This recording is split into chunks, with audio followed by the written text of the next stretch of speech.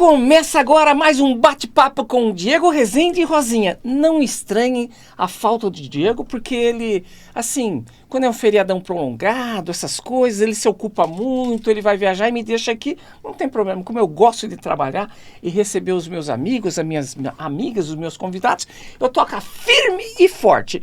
Ó, não se esqueçam de se inscrever no canal, compartilhar, dar like, fazer um comentário. Isso é muito importante para o nosso canal, tá bom? E hoje eu recebo, se eu falar para vocês assim, Sueli Brito, ninguém vai saber quem é, né? Eu acredito que não. Só os mais próximos, os mais chegados. Eu tenho o prazer e o privilégio de receber a minha amiga Sula Miranda. Que prazer estar aqui. Já vou deixar meu beijo pro Diego Rezende e falar: olá, meu querido amigo Daniel, mas Rosinha. Hoje eu tô de Rosinha. Tá de Rosinha. E hoje eu não vim de Rosinha? Ah, eu achei que você viria. Eu ia vir, amigo, a rainha mas dos vou caminhoneiros, confessar que eu botei a blusa rosa. É. Aí, deixa eu me exibir, é porque eu emagreci, achei que a blusa não ficou tá boa. Tá chique. Tá esbelta. E aí, você tá bem? Eu tô que bem. bom tá aqui. Você falando assim, eu vou relembrar um fato. Quando veio o Rosa e Rosinha, saiu aquela polêmica dos jornais, né? Rosa e Rosinha quer tirar o trono de Sula Miranda. O povo adora uma intriga. Adora, o que o povo gosta é isso, né? Confusão. Aí a Sula levou a gente na casa dela, abriu o guarda-roupa, falou assim, você pega o que vocês quiser. Depois ela queria passar o ônibus, o carro, tudo pro Rosa e Rosinha. Aqui não tem isso não, aqui é amizade, né? De verdade, E foi legal, né? Foi ótimo, sempre é. Sempre muito bom estar com vocês. Que bom. Ô Sula, aqui nós gostamos de saber sobre a vida das pessoas, com certeza. Profissional, familiar, dia a dia. E assim, como começou a sua carreira? Como foi sua infância, por exemplo? Porque o seu pai tinha um pouco de ciúme das mulheres, ficava em casa. Então, como que começou isso, assim? Porque vocês acabaram formando um primeiro grupo antes das Melindrosas, não tinha? Sim. Eram as Mirandas, é isso? É. Então, conta pra nós como que foi tudo isso. Então, na verdade, meu pai, ele foi empresário de circo. Ah, é? Ele era o responsável, que fazia as praças do circo. Então, ele que decidia para onde o circo ia. O local, qual a cidade que... Por exemplo, o circo estava em São Paulo, depois ia para o Rio, depois ia para Bahia, sei lá para onde. Ele que decidia, né? Isso chama fazer as praças. E ele fazia muito isso para o Circo Garcia, para o Tiane, Orlando Orfei. Os grandes circos, né? E eu era bem pequena. Ou seja, querendo ou não, ele já tinha essa coisa com o mundo artístico. Mas meu pai, meu pai serviu o exército, né, no tempo da guerra, ainda lá atrás e tudo. E ele criou a gente muito com esse regime militar, sabe? Educação ali, militar mesmo. Então não tinha muito isso da gente brincar na rua, ficar soltinha, não. Ainda mais que eram 3 meninas, né? Na verdade, porque não tinha esse perigo que tem hoje, né? Mas era mais a ciumeira mesmo, assim, né? Não acho nem que era ciumeira, é a criação mesmo, sabe? Essa coisa da criação mais rígida, mais antiga de mulher, fica em casa e coisa e tal. Mas, e muita disciplina. Acho que era talvez mais aquela mentalidade mesmo da disciplina do exército. Horário para tudo, horário para comer, horário para dormir.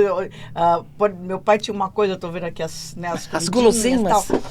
Mas, por exemplo, fruta, né? Tem que comer fruta. Aí ele punha banana, laranja, as frutas na fruteira, só que ele punha nome.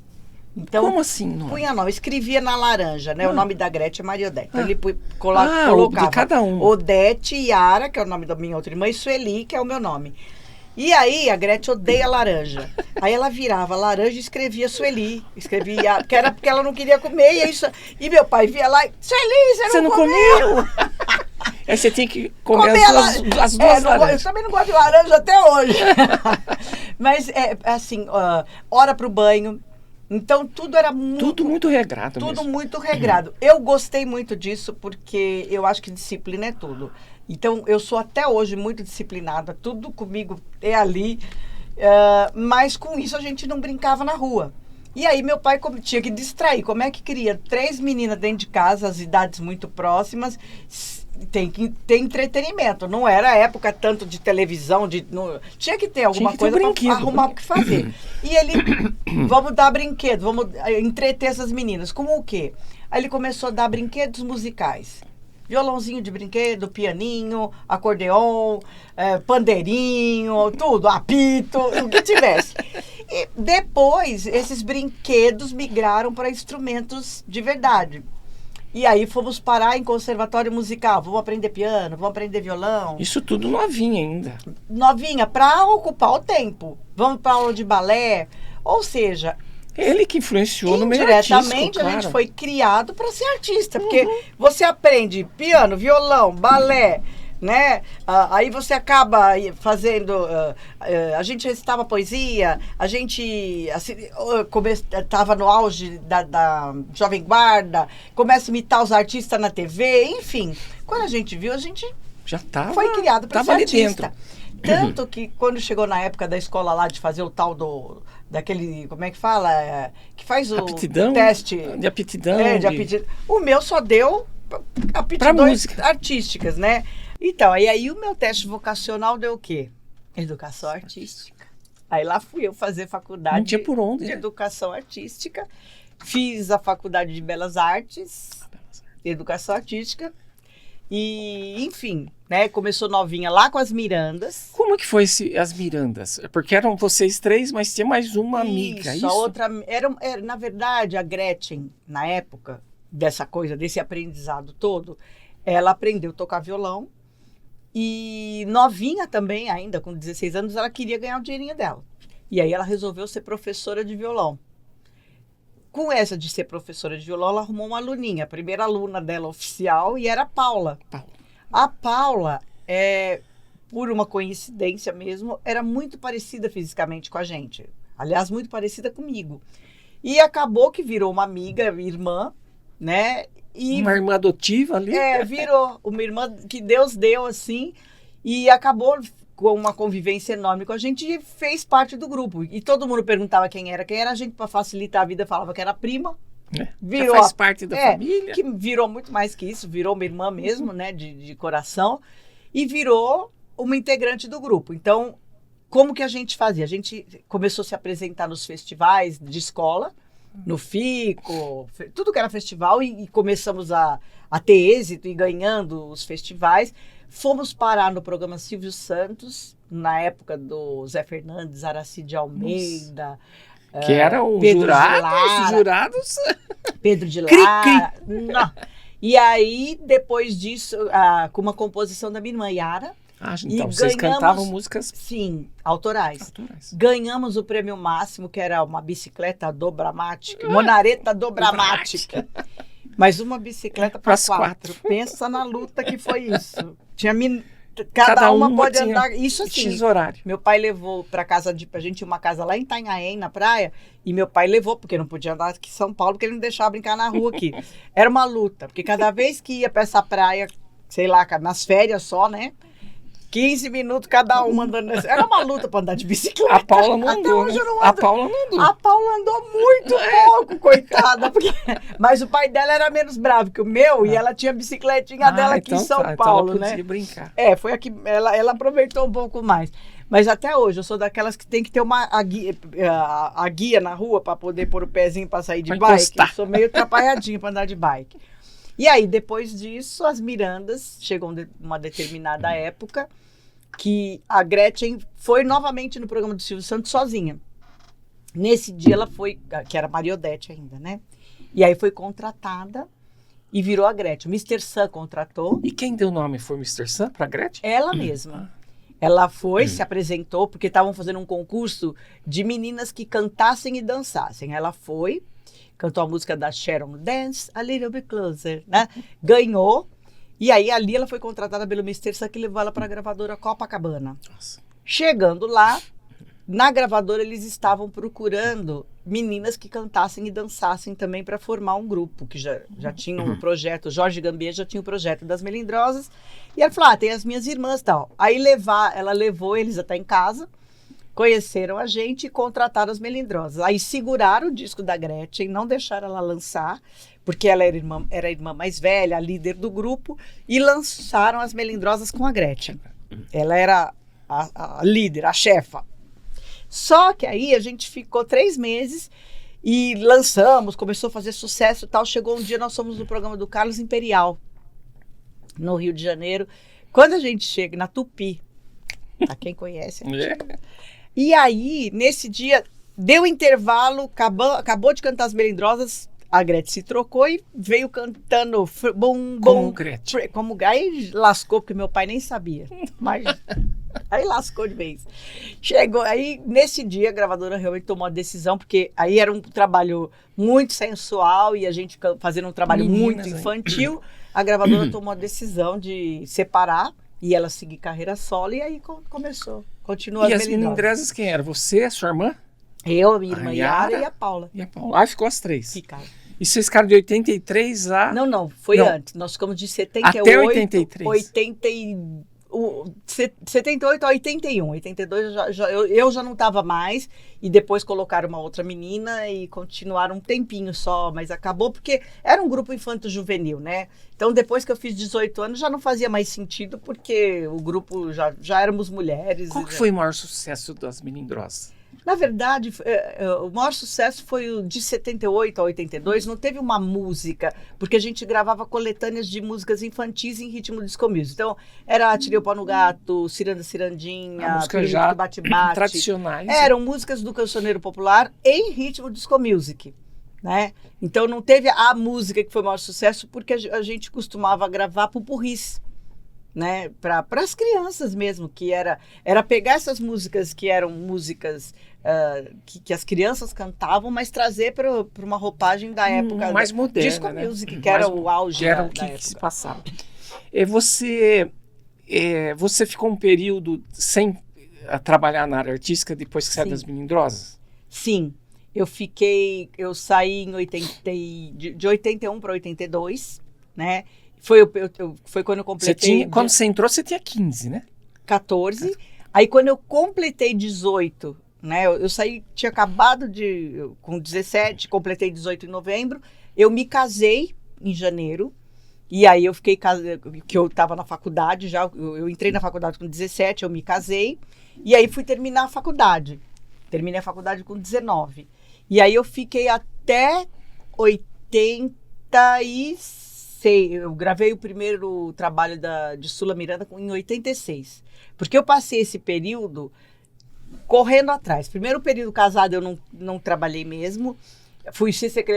Trabalhei como secretária da Gretchen. Fui ser secretária pessoal da Gretchen uma época. Fiz um monte de coisa. Fui vender roupa, fiz um monte de coisa.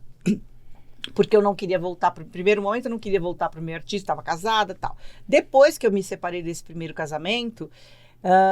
eu falei, eu preciso trabalhar e o que eu sei fazer é ser artista. Eu fui criada para isso.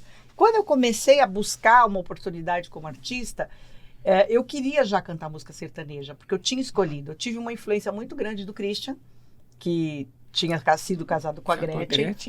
E eu amei, né, essa tendência. Você conheceu mais de perto, né? Conheci de perto.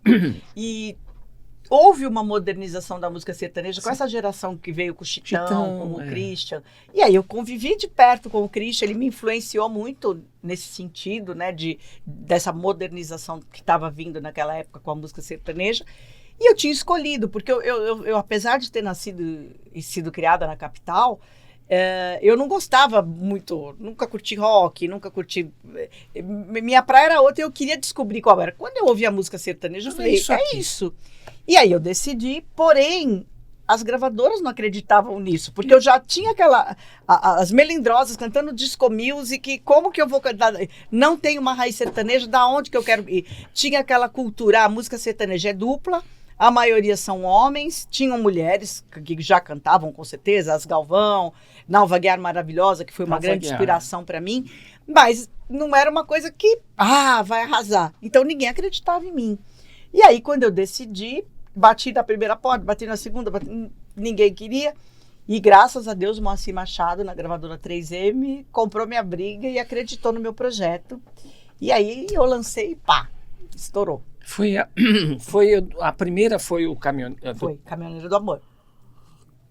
Que daí, consequentemente, você recebeu o título. Porque... Exatamente. Foi a primeira... Porque você falava das mulheres do caminhoneiro, não é isso? Então, o que aconteceu? Quando eu decidi gravar, por que eu cantei pro Caminhoneiro? Quando eu falei, vou gravar música sertaneja, ninguém queria me dar música também. E eu tinha um outro cunhado, eu e os cunhados, né? Eu sempre fui a queridinha dos meus cunhados, do Christian. E o meu outro cunhado também era da música, o marido da Yara. É o Paulinho Camargo, que é um grande compositor. Ele que fez aquela música que foi um sucesso com a Lady Zu, A Noite Vai Chegar, e o pensamento tá tão longe. Também Mama Maria. Ele fez muitos sucessos. Era parceiro do Peninha. Então ele era um grande compositor. Eu falei, bom, eu vou apelar pro cunhado, né? Um cunhado me influenciou pra música sertaneja, o outro tem que me dar uma música. Me dá uma música boa. Me dá uma música boa. Aí eu cheguei, cunhado, faz uma música pra mim, pra eu poder levar nas gravadoras. Ele pegou e fez uma música, Esperando o Boiadeiro. Falei, cara, mas aí eu fui pesquisar, e quem era a rainha dos boiadeiros era a Nalva Guiar. Falei, não vou invadir a praia da amiguinha, né? Já consagrada. Né? Não é nem a praia, eu invadi a arena da amiguinha, não posso. Mas era o que eu tinha pra hoje. Então a música que eu fiz pra ir bater na porta das gravadoras, a que eu gravei na fitinha demo, que tinha que fazer uma fitinha demo, cassete, né? Foi a tal da Esperando o Boiadeiro. Mas eu falei, eu não vou convencer ninguém com isso, né? E eu fiz uma pesquisa que desde lá de trás, todo mundo que gravava a música sertaneja, gravava uma música do boiadeiro e gravava uma música do caminhoneiro. Por quê? Porque quem é o caminhoneiro? Primeiro era carro de boi. O carro de boi virou o quê? Caminhão. Substituiu. Né? Aí eu falei, bom, se eu gravar uma música para o caminhoneiro, eu vou agradar esse público, que é o público que gosta de música sertaneja. Então eu fiz uma associação do quê? Então se eu cantar uma música para agradar esse público caminhoneiro, eu vou agradar o público de música sertaneja. Eu vou cantar uma música pro caminhoneiro. Então, na verdade, eu determinei, eu falei, eu vou ser a rainha dos caminhoneiros, porque a Nalva já era do peão. Enfim, deu certo. Só que as músicas que me mandavam, quando eu falei que queria gravar uma música para caminhoneiro, mandava a música assim, eu sou o caminhoneiro, eu tô aqui na estrada. E eu falava, não dou conta de cantar isso, porque eu não me sentia confortável de cantar a vida dele. Falei, não, eu tenho que cantar a vida dela. Né? Quando ele tá lá na bolé, ele tá com saudade de casa. Eu tenho que cantar a vida dela. Até que o abençoado, maravilhoso, beijo para você, Joel Marques me deu esse presente, porque ele entendeu, né, que era isso que eu tinha que cantar. E aí ele fez Caminhoneiro do Amor, que é meu hino, né? Eu tenho certeza que eu vou ter para a eternidade e vou ser lembrada com Caminhoneiro do Amor, né? E aí aconteceu tudo por conta dessa música. Quando você era bebê, você teve um problema de faringite ou laringe? Na laringe. Na laringe. Eu nasci com a laringe estreita. E aí os médicos parece que falavam que você não ia nem cantar, não. Nem... Eu fui desenganada porque assim, eu nasci com a laringe estreita e isso me impedia, eu engasgava com a própria saliva, eu engasgava com leite materno, ou seja, na verdade, e não tinha um tratamento que vai abrir a laringe, né? Então, a minha chance de sobreviver era muito pequena. Uma das opções seria fazer uma traqueostomia para que eu pudesse respirar, não é? Que dirá falar. E era uma tentativa, na verdade, né? Há 61 anos atrás, né, amigo? Que eu já estou no quilômetro 61. Hoje em dia, você faz uma traqueostomia, tem muitas pessoas que voltaram a falar, mas naquela época as pessoas apenas sussurravam, né? Não tem os recursos médicos que a gente vê hoje. Então, a probabilidade realmente... Primeiro, de eu sobreviver, porque a tentativa da cirurgia era mais para que eu conseguisse respirar, porque eu mal conseguia respirar. Então, que dirá falar e locutora, cantora, apresentadora, nem sonhar. Nem sonhar. E aí você foi fazendo tratamento? Foi a mão de Deus, né? Porque eu falo que eu sou um projeto de Deus que deu certo mesmo.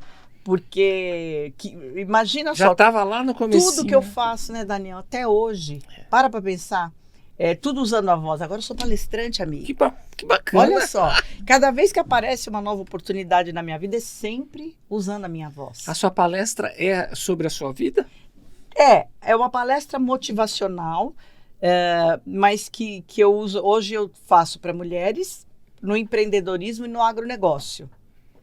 Né, focando nessas 3 vezes, mas praticamente ela é, vamos dizer, um relato baseado nas minhas experiências. Eu começo exatamente contando essa história de que eu não poderia nem falar, que dirá cantar, palestrar, e aí... Começa contando essa história. É. Você teve alguém que te orientou nesse sentido? Porque tem os grandes palestrantes, o Chinha Chique, que dá cursos, tem vários aí. Você fez algum curso? Na verdade, é muito curioso isso, porque eu montei essa palestra há mais de 10 anos. E na época eu tive, sim, uma pessoa especializada em palestras porque ela falou, olha, você pode fazer uma... Aí eu acreditei nela, falei, que legal, vamos fazer. Fiz, montei e não aconteceu nada.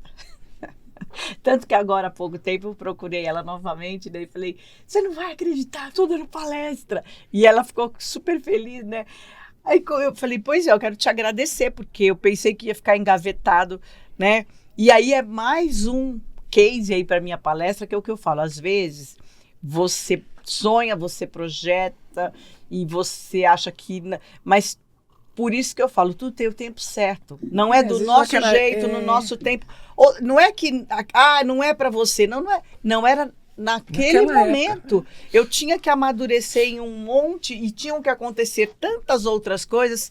para, vamos dizer, a gente... Até o amadurecimento, entendimento. E eu brinco assim, em crentez a gente falaria assim, teria que ter dado tempo de construir o meu testemunho. Em palestrês, ou seja, foi o tempo de eu construir e amadurecer a minha palestra.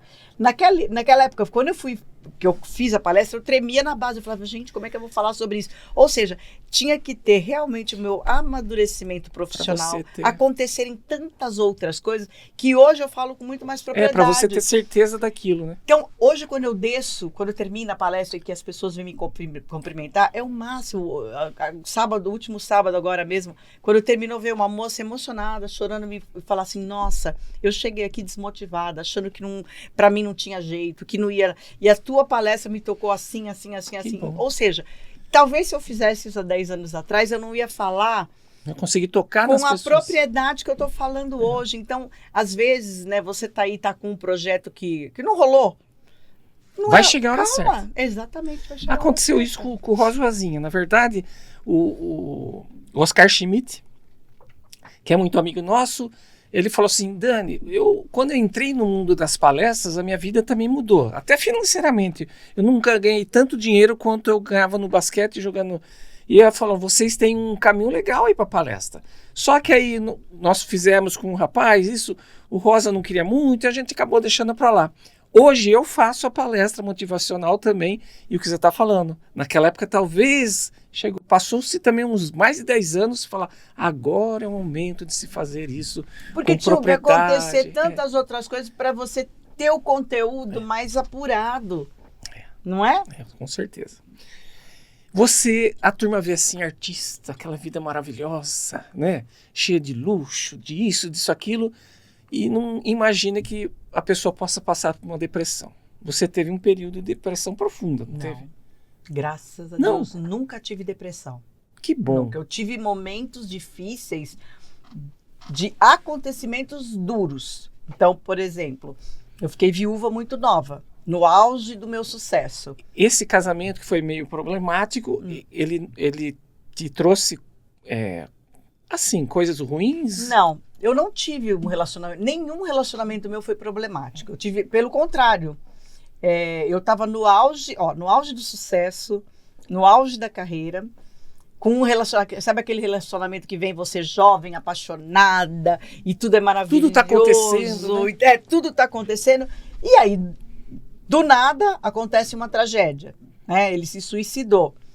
Então, as pessoas, a imprensa falou que foi ciúme, que foi isso, que foi aquilo. E, na verdade, foi uma tragédia. Não teve... Eu estava... Quando você tinha 1 ano só de relacionamento, então você está em lua de mel, né? Você está naquela fase do... Ai, que delícia, ai, que bom, ai, só coisa boa.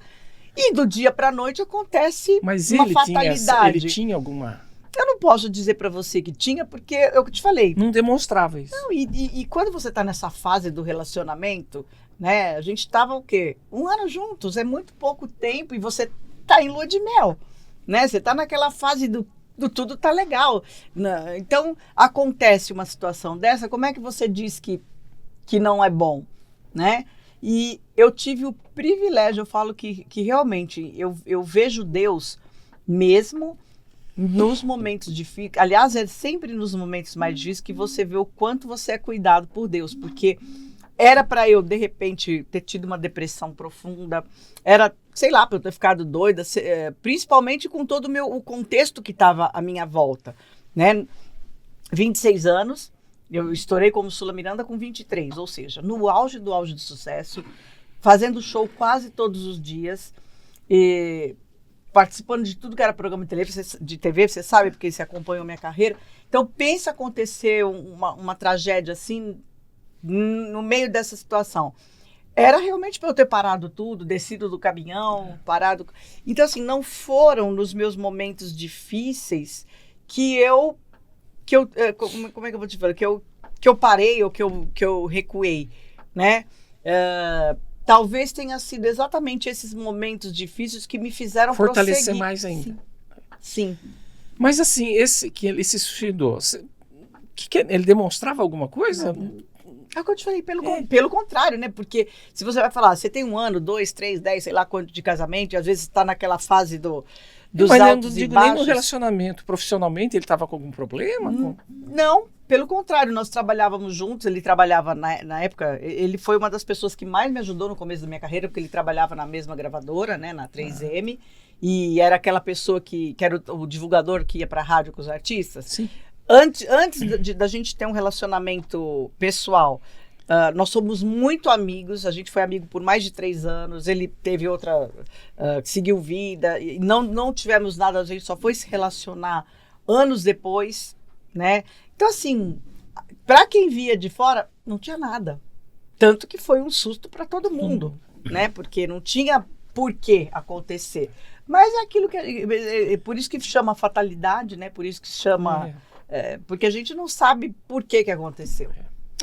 Coisas da vida. Exatamente. Você é cantora, tudo bem, dedicou, mas depois começaram as oportunidades como apresentadora de TV. Sim. Qual foi o primeiro programa que você fez como apresentadora? Esse é o meu programa. Então, foi uma grata surpresa, porque quem vamos dizer, me deu a cutucada e acendeu a luzinha foi o querido Goulart de Andrade.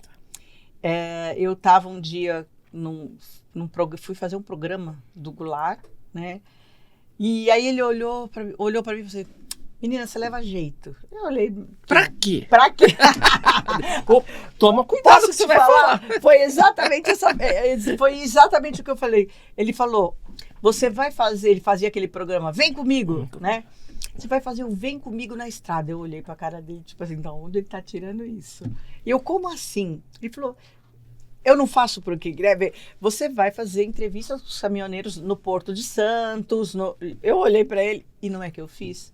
O programa chamava Roda Brasil na Record. Na Record. E estreei o meu programa, ou seja, praticamente um programa jornalístico. Aí você fala, da onde tira? Ele tirou isso que eu podia ser, vamos dizer, uma repórter sem ter feito faculdade de jornalismo, né? Mas eu sou movida a desafios. Quando ele falou, você vai fazer? Eu falei, vou, eu posso. Você só me deu um cutucãozinho aí? Se ele, que é um profissional da área, tá falando que eu posso, eu vou falar que eu não posso? Eu vou e tá me abrindo a porta? Abriu a porta, eu passo. E fiz, foi meu primeiro programa. Aí depois disso, fazer o quê? Ele destravou a chavinha. Aí eu acreditei, ele falou que eu podia, eu acreditei. Aí depois disso, eu fiz um piloto por minha conta e risco. Investi $30 mil do meu bolsinho. Não era barato, era muito caro. Investi $30 mil do meu bolsinho e banquei um piloto, porque aí eu queria ser apresentadora de programa sertanejo. E que não tinha ainda na TV, da maneira assim... Da maneira que você queria fazer, né? Não, tinha, mas era muito específico aquele sertanejão. Esse sertanejo inovador, mais moderno, que era o sertanejo que eu fazia, não tinha nas TVs... como o SBT, né? Tinha aqueles programas bem regionais.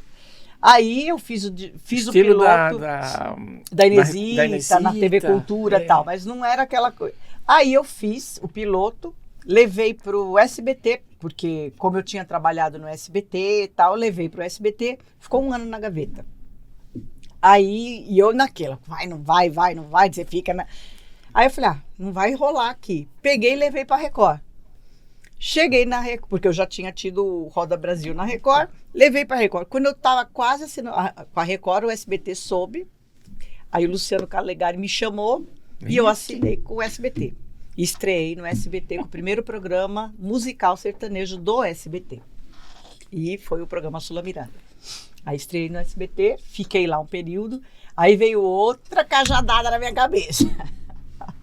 Quando eu tô no auge do programa, bombando, e um programa conquistado, como eu te falei, porque eu investi, fiz o piloto, tal. Não foi assim, não caiu do céu na minha mão. Imagino. Eu batalhei, né? Aí saiu um boato na imprensa que eu era o pivô da separação do Silvio Santos. Isso deu o que falar, hein? Então, ou seja, mas por que saiu? Porque eu tinha ganhado na cabeça dos outros, eu ganhei o programa. Né? Não merece. Ninguém sabia, ninguém falou que eu investi os $30 mil, ninguém falou que ficou um ano guardado na gaveta, ninguém não contou a história real por trás de tudo mas isso. tá tudo certo, filho. O que importa é que eu fiz lógico. o programa. E aí, você tá com a consciência limpa. Isso que é eu importante. também.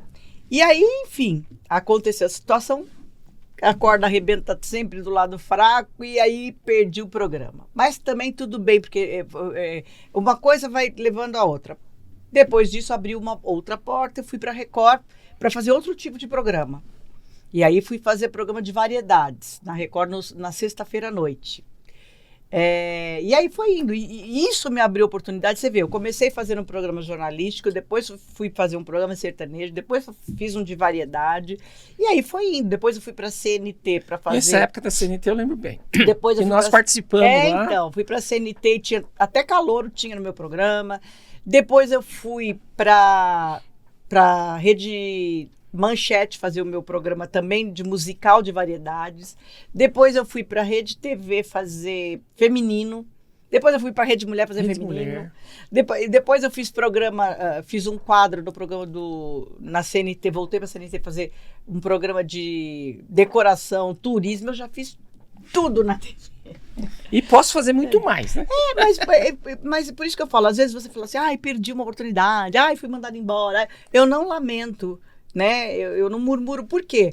A porta que fecha aqui, abre a outra ali. E tá tudo bem. E aí é uma nova oportunidade de você se reinventar, de você aprender uma coisa nova. Então não adianta ficar... Não, sem lamentações. A vida é positiva. Vida segue, vambora. Positivismo, só coisa boa. É isso. Toma o seu aguinha que chegou o coisa pãozinho de queijo. Nossa, esse programa é um perigo. Esse pãozinho de queijo é um perigo. Que é isso aí? Isso é maravilhoso. Olha. Esse é o pão de queijo do pessoal da Saboroso. Sabe? Meu Deus. A Saboroso é uma empresa que ela faz um pão de queijo gourmet sensacional. Tem de goiabada, tem de queijo com requeijão, tem de frango, calabresa. É sensacional.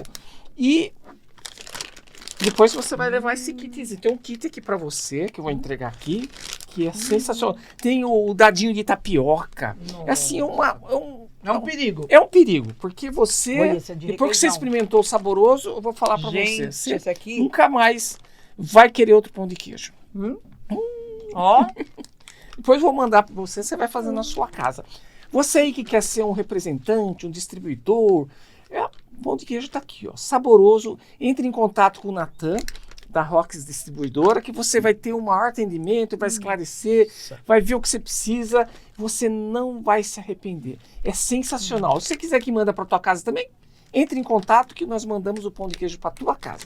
Aqui, ó, nós temos aqui um kit, tá vendo? Esse é o meu? Esse é o seu, ó. Tem de goiabada. Nossa. Aqui, ó. É pro Natan que eu tenho que agradecer? O Natan. Nome do meu filho. Da Rox Distribuidora. Isso aqui. Natan. Aqui, eu vou até passar já pro seu lado aí pra falar. Não, Natan. É bom ou não é? Hein? Fala a verdade. Tô que nem a Ana Maria. Chamar os cachorros. Chama o cachorrinho e vem embaixo. Natan. É sensacional. Maravilhoso. E nós temos esse brigadeiro também, que é da nossa amiga Jana, que é da perigo. Delicato. Também se Olha você, isso, cheio de você precisar de brilho. um docinho assim de primeira, tem um doce, tem um bolo lá fora que você experimentou, que é maravilhoso. Tem os brigadeiros, está sempre mandando uns mimos pra gente aqui. Meu Deus. Delicato da Jana é sensacional. Precisou de um doce bom, com categoria, com amor, com qualidade. É isso. Quando que é o próximo programa que eu vou voltar aqui? Em breve. Mas a gente Vamos fazer manda. por capítulo. Nos Não vamos falar tudo, não. Os convidados a gente manda para casa para saborear, né? Ô, Sula, na sua vida, assim, você dá para intitular a melhor fase da vida, assim? Ou você é uma sequência? Então, na verdade, eu sempre acho que a melhor fase é a que eu estou vivendo. E por quê, né? Eu acho que a gente tem, é uma tendência do ser humano, não sou, acho que só eu. A gente coloca, porque eu tenho que isso, então com 30 tem que ter o filho, né? E a sociedade acho que coloca essas coisas pra gente. Tem que aí depois comprar um carrão, tem que casar, tem que ter o filho, comprar um carrão, uma casa com piscina, casa no condomínio, barco. o avião, o barco, não sei o quê. E a gente vai entrando nessa onda, A gente né? vai entrando nessa vibe. E depois que você chega, eu já tô no quilômetro 60, né? Já passei. Aí você não tem que mais nada. E é muito libertador. Por isso que eu te falo que você não tem que provar nada pra ninguém. Não. É só autossuficiência. E além de tudo, você não tem que mais nada, porque eu já plantei já a passou árvore, por tudo isso. eu já escrevi o livro, eu já tive o filho. Né? Já cantei, já fui, já voltei, já fiz o sucesso. Então, se eu não fizer mais sucesso, beleza. Se eu não tiver outro filho, já escrevi a minha história. Também não dá para ter mais, também tá tudo bem. Se eu não escrever outro livro, eu já escrevi um. Se eu não plantar mais nenhuma árvore, eu também já plantei. Então, e não é que é para os outros, é para mim. Então, a cobrança, ainda que não tenha a cobrança ou que tenha a cobrança dos outros, a gente para de se cobrar. Isso é muito Porque bom. quando a gente é muito mais novo, a gente acaba se cobrando também.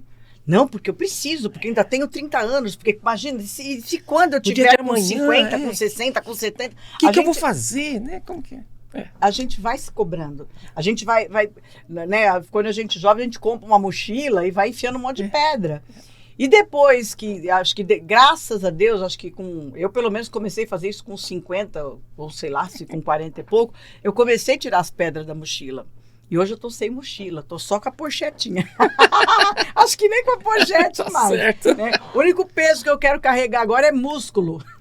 Que é pra ter saúde, amigo.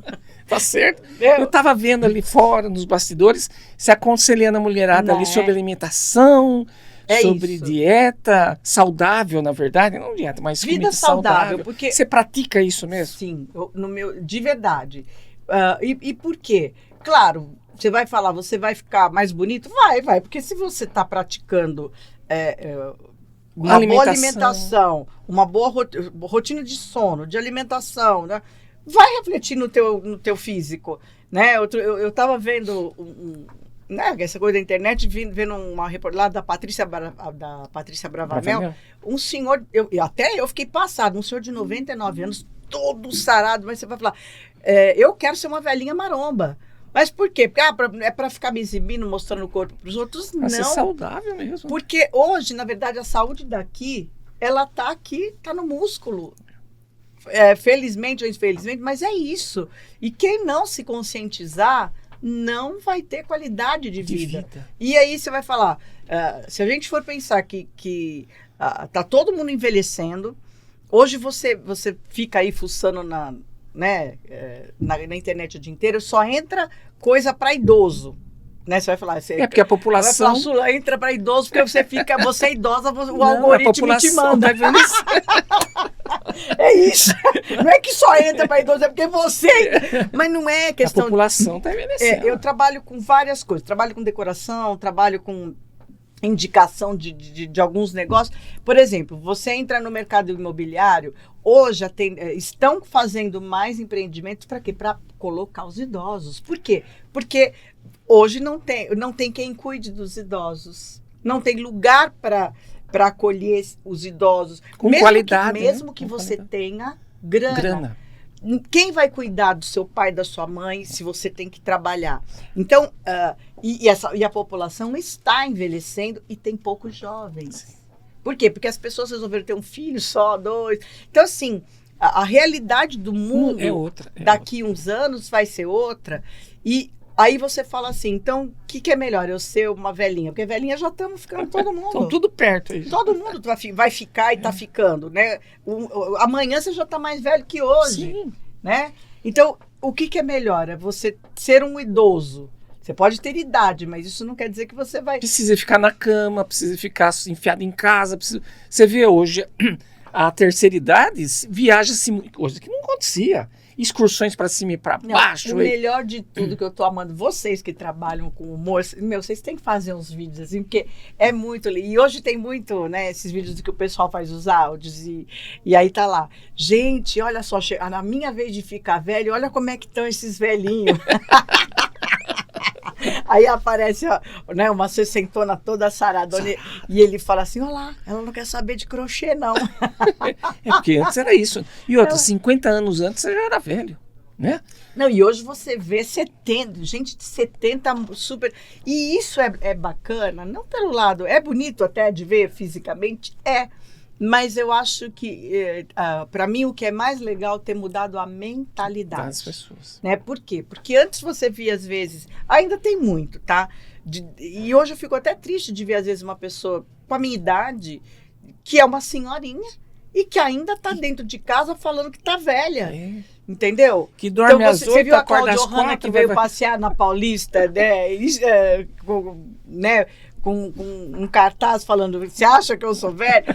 E tem que ter isso, porque é muito triste hoje ver, às vezes, eu falo, mas tem que ter dinheiro. Não tem que ter dinheiro. Hoje na internet... Você tem tudo. Se você pegar um exercício elástico, em casa, uma borrachinha, você faz o exercício do na braço, cadeira, da perninha, na cadeira, no sofá, pendurada no lustre. Você sabe que eu faço os exercícios em casa. Eu não vou nem pra academia. Sabe? Mas e para quê? Para você ter saúde, Sim. Cara. Então, eu acho muito bacana isso, que tem hoje essa conscientização, que deve ser cada vez maior. E por quê? Para que as pessoas possam ir buscar isso. Com certeza. Né? E que amanhã você possa estar fazendo com o seu netinho. Né? Você tá aí, vira um continuar vovozão. A brincar. Vira um vovozão, porque... você vai correr com seu neto. E hoje já tem muito isso. A gente vê na internet tem... um monte de... E que é legal, cara. Eu você quero sabe ser que tem isso. Uma família, uns amigos da família, o pai do rapaz fez 101 anos, 101 anos, é médico e dá consulta ainda. Não, e se eu te disser, a gente falou da minha história de vida, de saúde, o pediatra que cuidou de mim quando criança. E que acompanhou o meu caso da laringe, foi pediatra do meu filho. E se bobear, vai ser do meu netinho, porque ele está vivo, graças a Deus. Ele até hoje atende, né? Que maravilha. E eu falei, gente, será que ele vai dar conta? Ele vai dar conta de cuidar do meu netinho? 3 gerações? Que maravilha. Ô Sula, esse momento, qual foi o momento que você se converteu? Aconteceu alguma coisa específica? Ou foi uma coisa natural que você sentiu e falou, não, Deus está me chamando mais próximo agora? Porque eu sei que você é uma pessoa que acredita que tem Deus desde o início da vida, mas talvez um momento que te toque mais. Então, o que eu acho mais curioso, vamos dizer assim, na minha vida foi, você vê, a gente comentou aqui de momentos difíceis, né? E não foram nesses momentos difíceis que eu, vamos dizer, fui para uma igreja. Foi procurar. Não foi. Poderia ter sido, né? Porque normalmente, geralmente às vezes, é isso, então, né? aconteceu uma tragédia e eu me converti. Não, ao contrário. Então todo mundo fala assim, então normalmente a pessoa vai pela dor. Na grande maioria das histórias que a gente ouve E eu tenho até o privilégio de falar para você que não, eu não fui no momento da dor, eu fui por amor.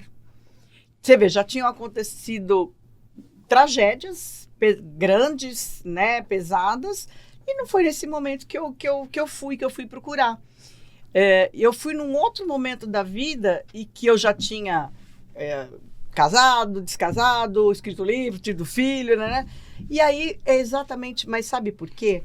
Eu estava até conversando isso lá fora, né, com o pessoal. Normalmente as pessoas buscam o quê? Sucesso, dinheiro, fama, beleza, conquistar o mundo, conquistar um monte de coisa. Eu tive tudo isso muito novinha, como a gente contou aqui durante o programa todo, né?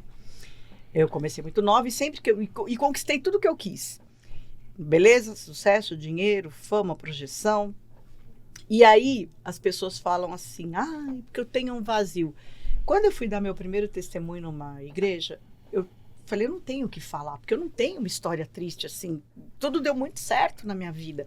E aí o pastor falou assim, como não, Sula? A tua história é no momento zero. É do momento, desde o ventre. Tem uma passagem na Bíblia que fala assim, desde o ventre eu te escolhi. E é a minha história. Por quê? Porque desde o ventre ele me escolheu, Tá ali, porque foi desde o momento zero. E aí caiu minha ficha. E eu cheguei à conclusão do quê? Eu não tinha um vazio de verdade, eu tinha um cheio. Cheio de orgulho, cheio de vaidade, cheio de prepotência, cheio de achismo. Então, para que Deus pudesse entrar em mim, eu precisei me esvaziar de mim mesma. Entendi. Que a grande maioria, principalmente pessoas que vivem hoje como eu vivia no momento da minha conversão, eu já tinha... eu me converti há 20 anos, né? Ano que vem eu faço 40 anos de carreira só de Sula, né? Sem contar o resto. Não estou contando as melindrosas. De Sula Miranda eu vou completar 40 anos de carreira. Então, ou seja, eu tinha quase já 20 anos de carreira quando eu me converti. Então, se você pensar, já tinha vivido o auge do sucesso e tudo mais. Tem muitas pessoas hoje que estão lá na mansão, com o carrão, com o barcão, com o maridão, tudo bom, né? E estão com o quê? Depressão. Né? Não cuida do espiritual, né? Exatamente, porque eu cheguei, acho que foi a primeira coisa que eu falei aqui com o pessoal lá fora foi isso. Sabe o que tem essas pessoas? Por que tem a depressão? Por que tem o pânico? Por que tem um monte de coisa aí? Porque estão cheias de si. Cheias de achismo, cheias de não é bem assim, eu acho... Sabe tudo. E aquela coisa do eu, tá cheia de si. Egoísmo. Enquanto tá cheia de si, não tem espaço para Deus. E Jesus é tão maravilhoso que ele deixa. Até o momento que você fala assim, até o dia que você chega e fala assim, quer saber? Eu não dou mais conta. No dia que você fala, eu não dou mais conta. Eu preciso. Aí ele fala assim, então agora vem. Agora chegou a minha vez. Realmente, você não dá mais conta? Não. Você vai deixar eu fazer? Aí você fala... E pode deixar que eu dou conta. Sua vida vai ser... Aí quando você fala assim, verdade, então tá. Ou seja, chegou esse dia que eu falei assim, então tá, do meu jeito, não deu certo. Mais. Não deu certo até aqui, porque eu achava isso, aquilo. E você vai ficando mesmo simples. Eu resolvo. Eu faço. E é tão bom. E além disso também, buscar Deus em tudo que é lugar, em tudo que é coisa. Eu fiz isso. E por isso que eu falo dessa forma, tá? As pessoas vão, de repente, achar até prepotente eu falar assim, mas não. Eu bati em muitas portas buscando Deus. Tudo que é fé que você pode pensar, eu já fui. Eu nasci e fui criada na fé católica, estudei em colégio de freira há 11 anos. Depois eu migrei para várias outras. Tudo que era portinho, eu ia. Fui em tudo. Você falasse assim, Sula, essa caneca aqui, se você tomar todo dia água desse jeito, eu fazia. Tudo que você falar, eu fazia tudo. E eu acreditava, tá? E aí as pessoas falam, não, mas não tá errado, Sula, porque todos os caminhos levam a Deus. É mentira. E por que eu te falo que é mentira? Porque na Bíblia não está escrito isso. Todos os caminhos levam a Deus. Eu vi um vídeo na internet que me tocou profundamente. Por onde eu tenho passado, eu tenho repetido isso. Que teve uma história de um moço que ele se converteu com uma sílaba só. Por conta de uma sílaba que ele ouviu. Sabe qual é? Você não imagina? Chuta. Qual a sílaba que você acha que pode converter uma pessoa? Não tenho ideia. Não? Não. O. Uma vogal. Por quê? O. Porque na Bíblia fala, eu sou o caminho. Na Bíblia não está escrito, todos os caminhos levam a Deus. Só o caminho, a verdade. e a luz. Então, mas o que ele fala? Ele fala todos os caminhos? Não, o que ele fala? Eu sou O caminho. Então, é só um caminho. Sim. Isso para mim foi assim... Primordial. Não, eu ouvi isso esses dias, tá? Mas eu digo assim, foi a palavra que Deus me trouxe para quando eu vou num podcast, quando eu vou num lugar, poder esclarecer para as pessoas que é isso. Porque em muitos lugares que a gente vai, e a vida inteira a gente ouve essa frase do não, mas olha, fique em paz, todos os caminhos... Não, se na Bíblia está escrito que eu sou o caminho... Então, senão lá estaria escrito, todos os caminhos levam a Deus. Aí fala, você só chega ao Pai por intermédio do Filho, e eu sou o caminho. Então, isso foi esclarecedor, né? E eu espero que em todos os lugares que eu passar, que eu puder falar isso, e que aonde chegar, atinjam outras pessoas que levem isso, do mesmo jeito que esse vídeo chegou até mim, que eu vou passando e que outra pessoa vai... É aquela, né, que a gente fala que é a tal da corrente do bem, para que esclareça isso. Porque eu acho que é libertador a pessoa pensar. Com certeza. Sair daqui com essa sementinha. Eu tenho certeza que agora fica para você, e aí você vai falar para outro, e o outro vai falar para o outro vai falar para o outro. Que bom. Deus em primeiro plano, né? Quando você reconhece isso, coloca isso na tua vida... as coisas realmente caminham do jeito que tem que ser, né? Às vezes fala assim, olha, eu entrego todas as manhãs minha vida na mão de Deus. Falou, Senhor, está começando o dia, faça o que você achar que tem que ser. É seu. E acho que tem que ser assim, né? Quando a gente aprender isso e acreditar nisso, vai embora, né? É isso. O papo tá lindo, tá maravilhoso, mas quando o papo é rápido, passa tão rápido. Acabou o nosso bate-papo, mas antes de terminar, eu sempre faço uma pergunta para todos os nossos entrevistados. O que mais te incomoda e o que mais te faz feliz? O que mais me incomoda? Eu acho, hoje, eu nem sei se essa é a resposta da maneira correta. Eu me incomodo com eu mesma ainda me incomodar com isso, que é o quê? Com falta de reconhecimento. Eu ainda estou trabalhando em mim isso. Eu tenho que aprender a não esperar reconhecimento em algumas coisas. Porque realmente não vai ter. Porque o ser humano é isso. Né? Vai ficando esquecido, né? Aquela coisa de... Não é nem ficar esquecido. É tipo assim, eu sou perfeccionista. Então, por isso que eu falei, o erro está em mim. Não está nas pessoas. Né? Porque a gente pessoas como eu, que são perfeccionistas, então assim, vou querer aqui, arrumou esse brigadeirinho todo certinho e tal. E aí, eu quero que quem tire vá tirando todo. Continue deixando certinho. Continue deixando certinho. Aí chega uma que tira do meio e fala, tirou do meio. Né? Eu preciso... Trabalhar isso. Isso, trabalhar isso. Então...